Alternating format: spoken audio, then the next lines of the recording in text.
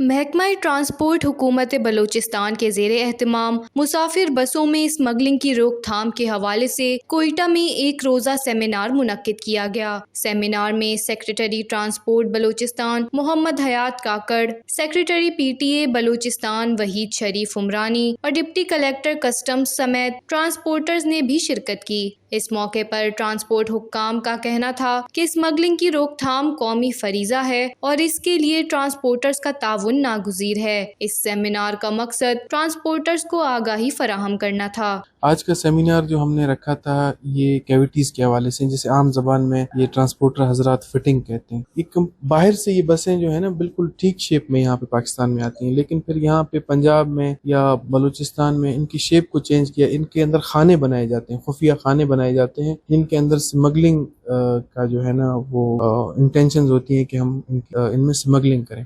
ہمیں پیسنجر کی سیفٹی کو انشور کروانا ہے۔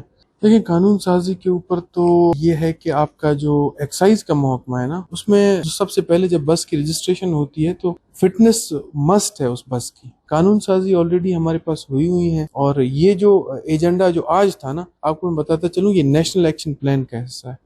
دوسری جانب ٹرانسپورٹرز نے موقف اختیار کیا ہے کہ سخت اقدامات کی وجہ سے انہیں کاروبار کرنے میں دشواری پیش آ رہی ہے۔ جو ٹرانسپورٹر لیگل ہیں، جن کے پاس روٹ پرمٹ ہے، جو اسمگلنگ سے صاف ستھرا ہے، میں ان کا نمائندہ ہوں۔ رہے گی ٹرانسپورٹروں کی مشکلات، روڈ نہ ہونے کے بعد اب پورے بلوچستان میں چیک پوسٹ میں بربار، کسٹم کی زیادتی، پولیس کی زیادتی، ویسی میٹنگ بلاؤ، ہم بات کریں اپنی شکایات، سنائیں گے آپ کو کہ ہماری یہ تکالیف ہے۔ تو ہم نے ٹرانسپورٹ بند کر دی، تقریباً ٹرانسپورٹ ہمارے سے 80% کھڑی، 20% چلا مجبوری کے تحت ہماری بسیں کھڑی ہے، ٹرانسپورٹ تباہ ہو گیا۔